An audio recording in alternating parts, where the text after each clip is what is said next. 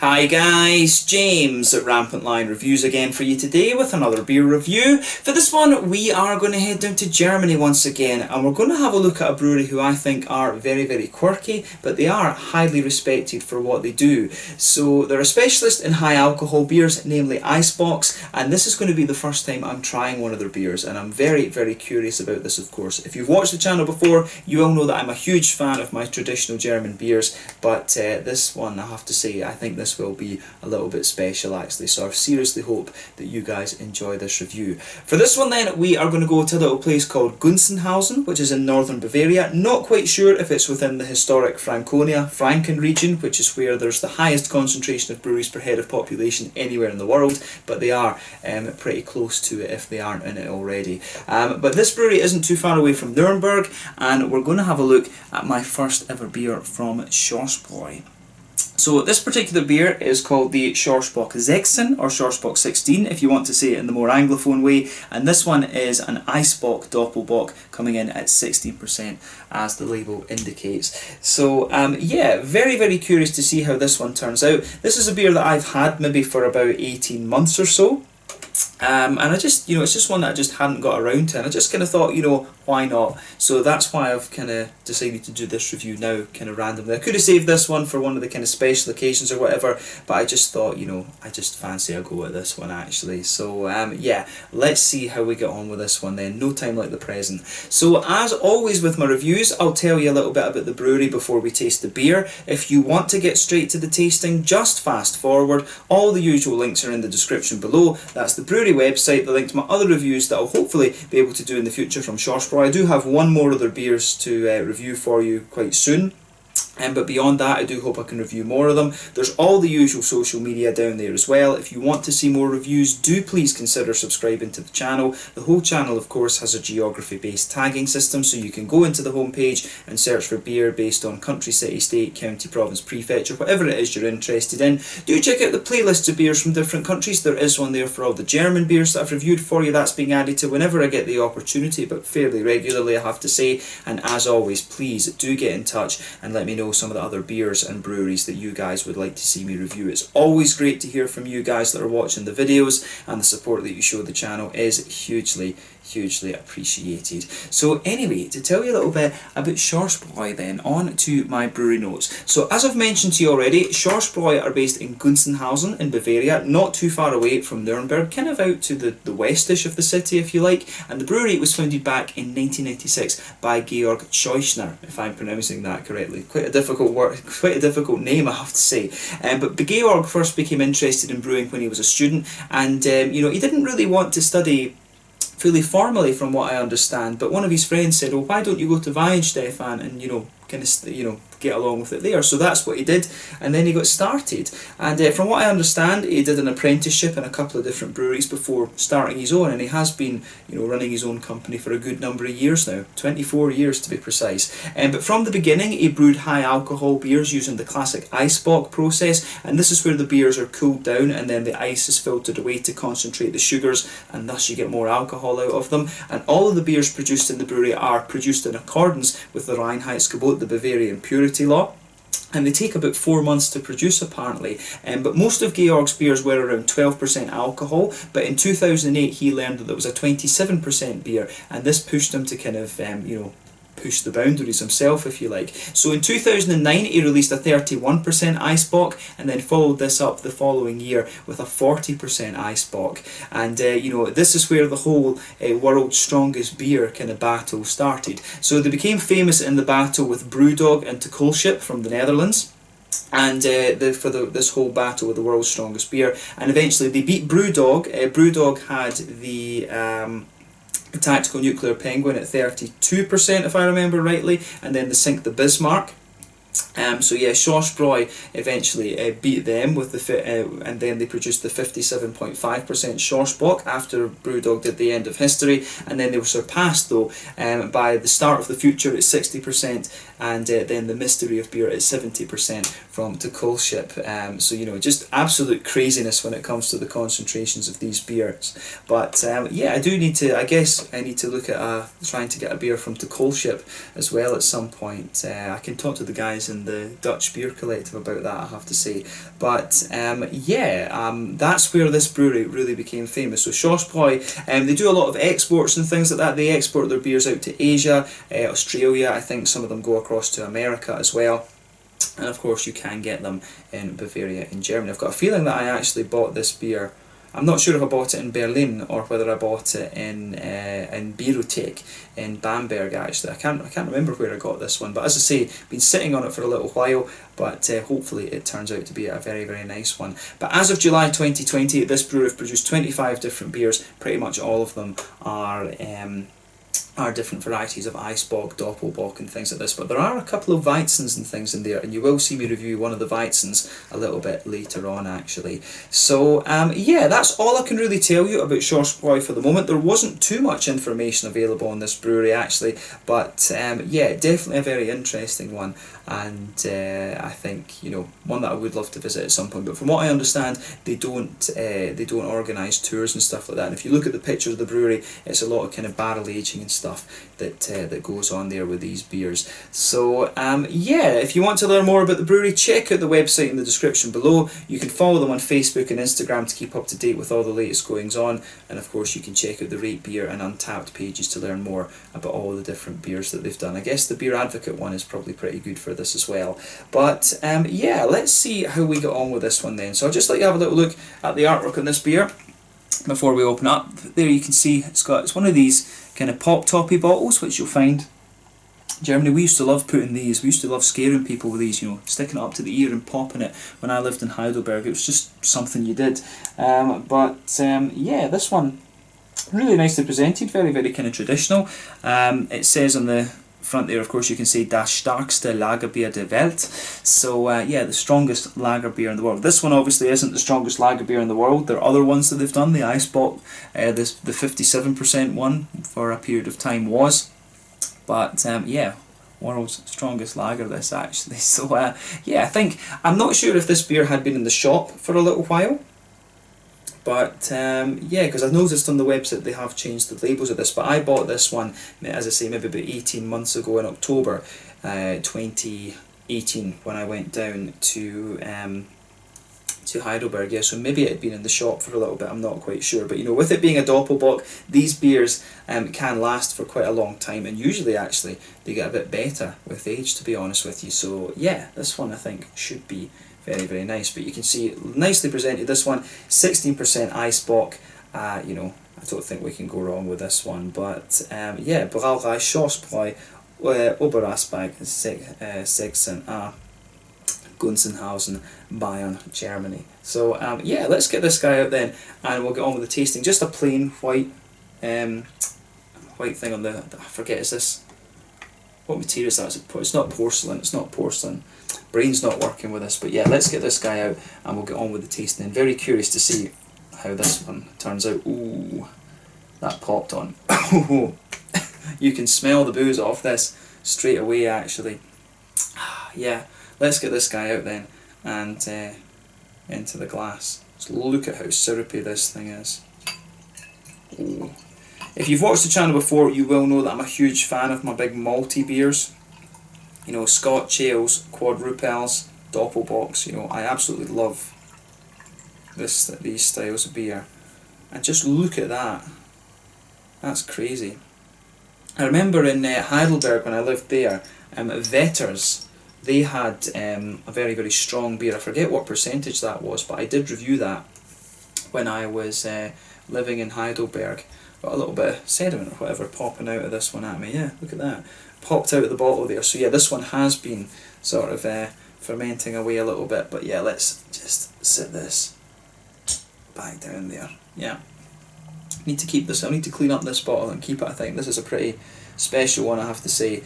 But yeah, look at that. No head on this beer at all, and you can see, look at how boozy that is. Not sure how well you can see that, but look, if you sugar the beer up a little bit, you can see just how, you know, it is giving you a bit of lacing on the side of the glass, but you know, you can see just the oiliness and the boozy character of this. But if we shine the light through this beer, it is a lovely dark sort of chestnutty mahogany colour. And of course, you know, these beers, the Doppelbocks, there's two different things that can determine the colour of your beer. Of course, it's how long you actually do the boil, and I would assume that a beer like this has a very, very long boil, going by the colour of it, but it's also the types of malts that you'll use in it as well. But I think probably it's the length of the boil in this one that will be determining that, of course.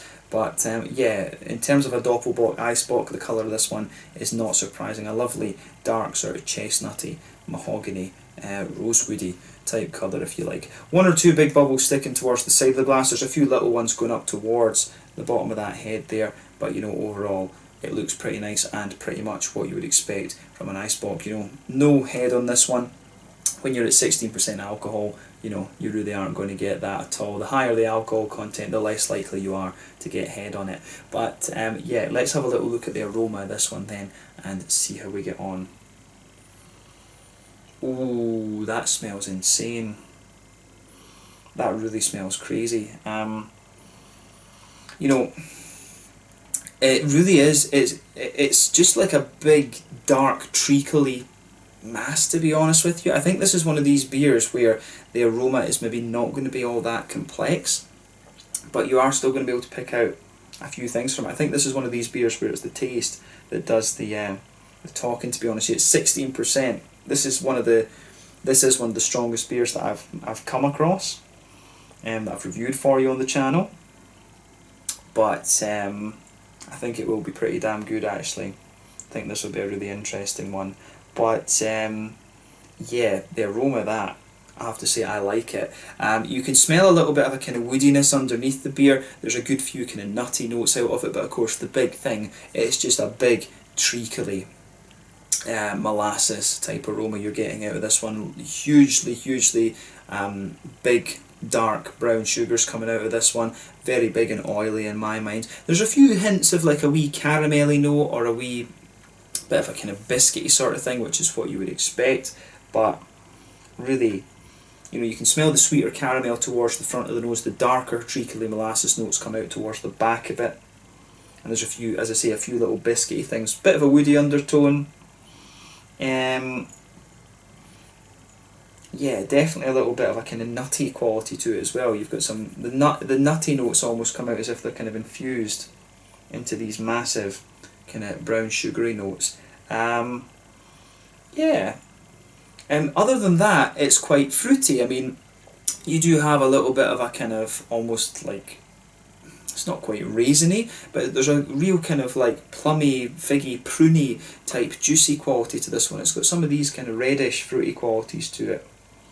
Definitely some kind of juicier figs in there as well. And there is a wee touch of like an almost berryish quality, but I would say it's more kind of figgy, pruny, datey, and things like that. But yeah, there are a few kind of juicier berries, like an almost a little bit of a blackcurranty, blackberry sort of thing. In terms of the aroma, I really don't find very much in the way of hoppy character to this one. You do get a little touch of earthiness out of it.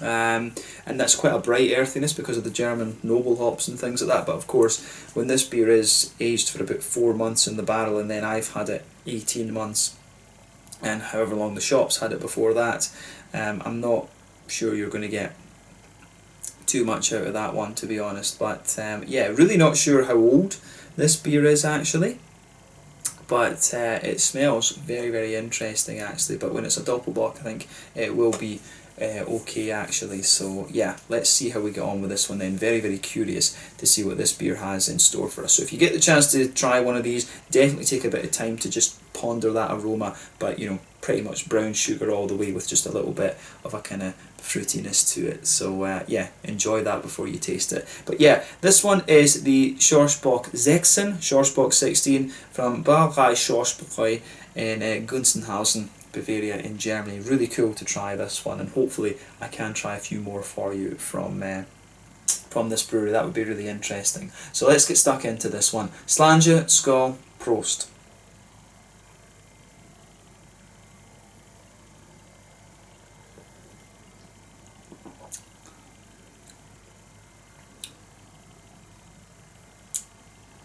Yeah, that's pretty damn nice, I have to say. I like that.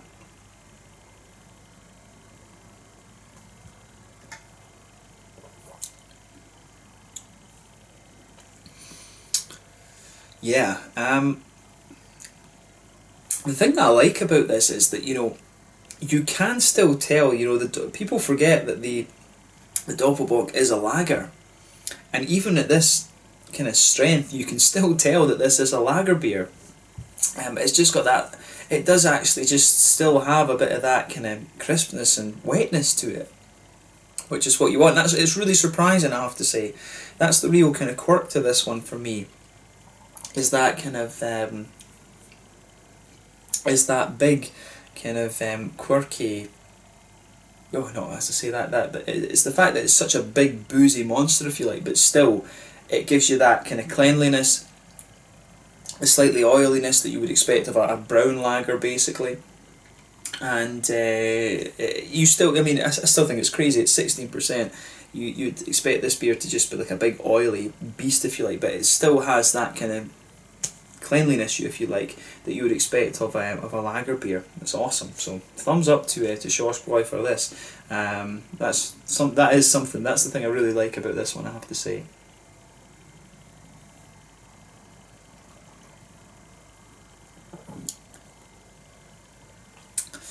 But yeah, this one I have to say is pretty damn nice.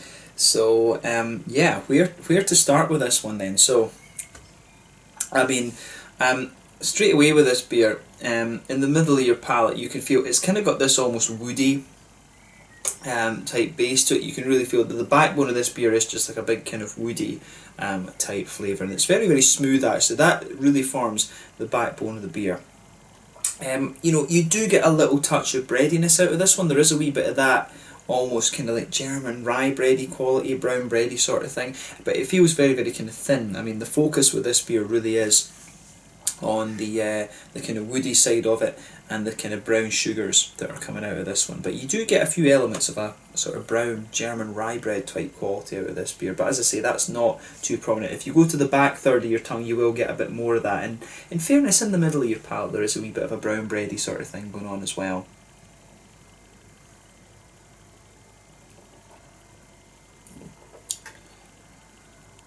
But yeah, the brown sugars are really, really nice in this one. So it's almost on top of that woody sort of thing and that kind of thin brown bready layer that it has, which incidentally, those two things I'm talking about, they kind of blanket the middle third of your tongue, and the back third of your tongue.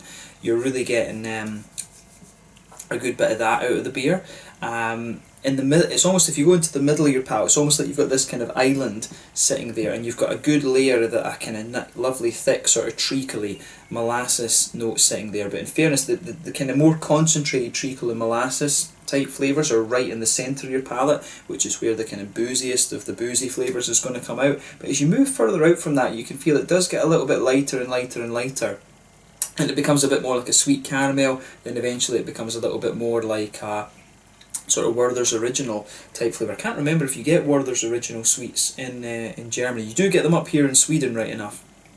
And back home in Scotland, you know, that's my grandpa always used to give me Werther's. Remember that. But yeah, you do get that sort of, as I say, in the very centre of your palate, you've got the really kind of concentrated treacly molasses notes from the beer. That's where you get the strongest of the brown sugars. You move further out from that, it gets a little bit kind of sweeter and more caramelly, and then you start to get the more kind of Werther's Originally type flavours out of this one. But yeah, it's interesting in that it's fairly, I mean, it's fairly straight up, this beer, in terms of what it's doing. The flavours I don't find to be overly complex, but I do think it's just really nice. I think that's what you can say about this one.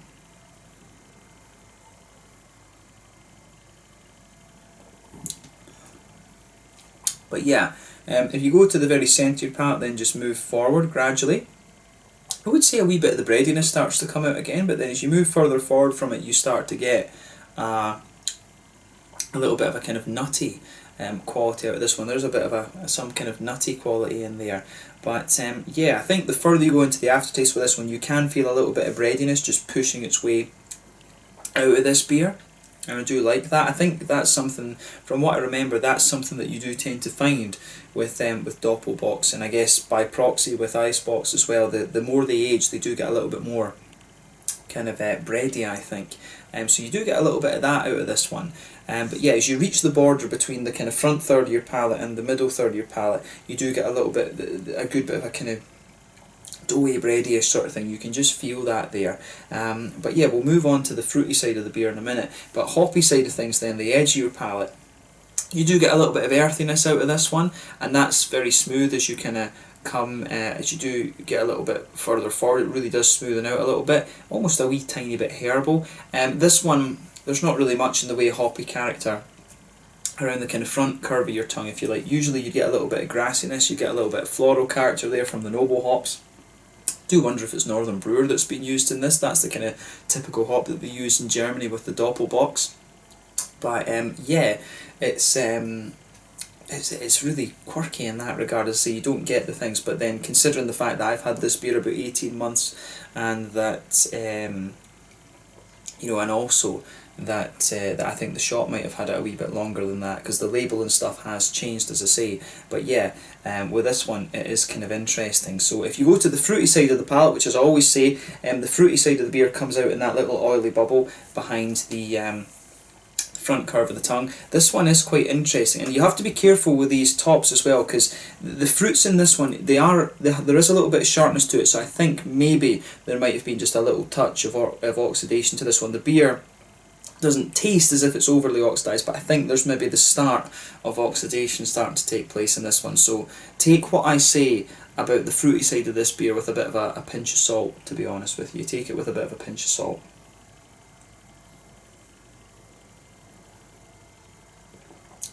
So yeah, with this one for me, as I was saying from the aroma, you do get a nice little bit of a kind of plummy, datey, pruny type note there when you take it, and it's got a wee bit of a raisiny sharpness to it. And as I say, the level of sharpness that you get out of this one, I think there is just a wee bit of oxidation creeping into this one, and that is the kind of curse of these poppy top bottles, if you like. But yeah, you can feel a little bit of that when you take the beer in though, and you take it in, you get those lovely juicy, pruny, datey, plummy type flavours. Then it just kind of rolls out along the front of the palate there. It just juicens up a little bit, and then you get a few kind of blackcurranty, blackberry-ish type flavours the further you go into the aftertaste with it.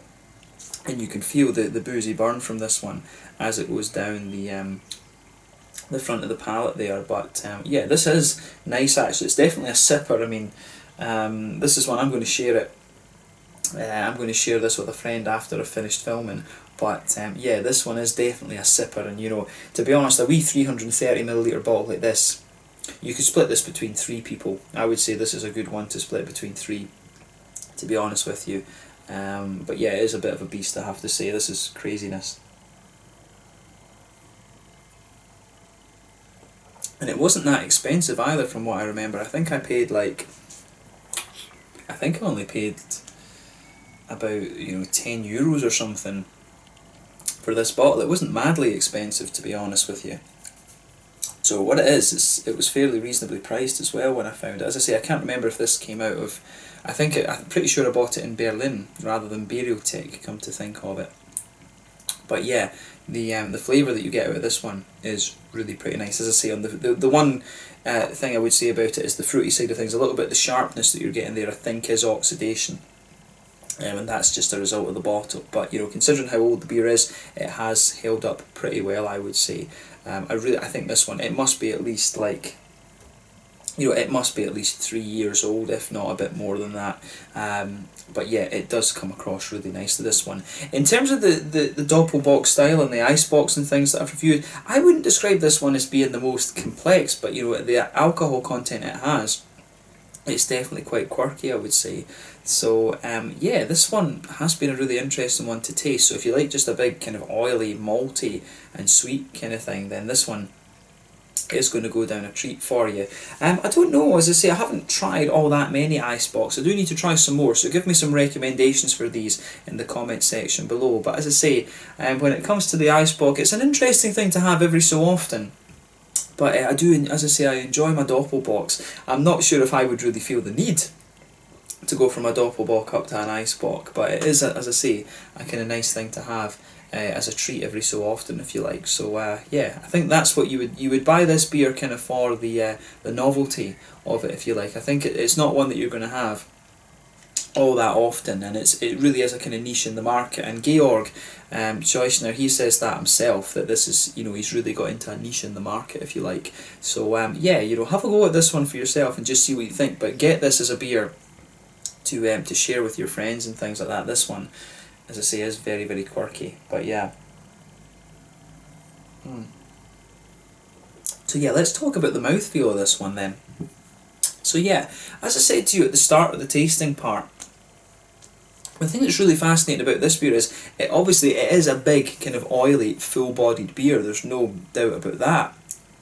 But you still get that cleanliness from it, you still get that kind of cleanliness. Oh, I hesitate to say crisp because the beer is so oily, but it's got a real kind of clean and slick type quality to it, this one. So I'm really not surprised about that. I'm really not, you know, that's typical of a Doppelbock. A Doppelbock will still have the kind of clean, slick lager type feel to it, but I really am just surprised that at 16% that's still there.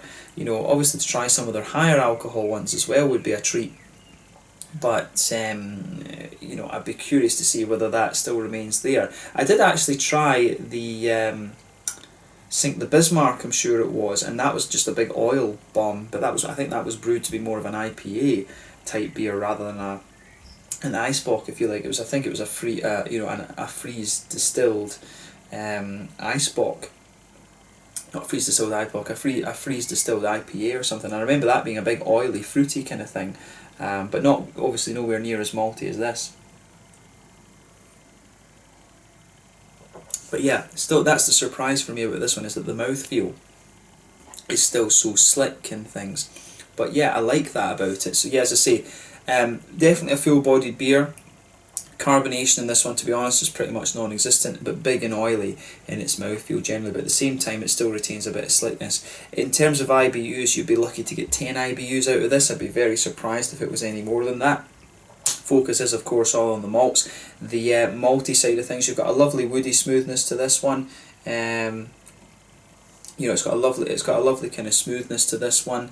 You know, the woodiness there, but you've got a lovely big oily brown sugary character as well. Some juicy fruits out of it, as I said, a wee tiny hint of like oxidation I think coming in on this one.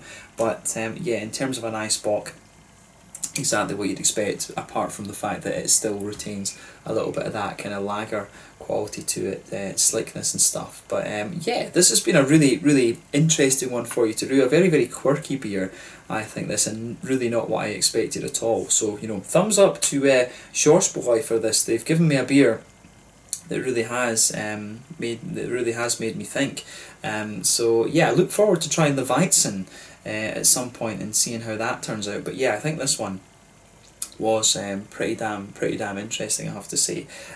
So yeah, let's leave it at that for this one. This one was the Schorschbock Sechsen, the Schorschbock 16, a 16% Eisbock from Schorschbräu in Gunzenhausen in northern Bavaria in Germany. A really very quirky beer, this one, and I'm glad that I got to review this for you. Quite a famous brewery, as I say. I need to try, I would love to get a hold of the Brewdog ones, but I don't think they've been produced. They did rerun a couple of them, I think, quite recently, but I think the other ones haven't been produced in quite a long time. But it would be quite cool to have a go at all these very high alcohol ones and do a showcase video or something like that. That would be very cool. But yeah, definitely cool to review my first beer from Schorschbräu, and I hope you guys have enjoyed this one. So let's leave it at that. Thank you again for watching my beer reviews. Until the next time, please like, subscribe, share, all the usual YouTube stuff. Let me know your own thoughts on this beer in the comment section below. Let me know what your favourite beers are from Schorschbräu as well. You will see me review the Weizen from them fairly soon, and hopefully beyond that I can try a few more of their other beers as well. But yeah, very, very quirky beer, this one, and a very interesting brewery. Do give me some Eisbock recommendations. I'm going to go away and share this with my friend, and I will catch you guys very soon. I can feel the booze going to my head with this 16% Eisbock monster. Thanks again for watching. Check out my social media, and I'll catch you guys later. Slàinte, skål, prost. Make sure you check out Schorschbräu.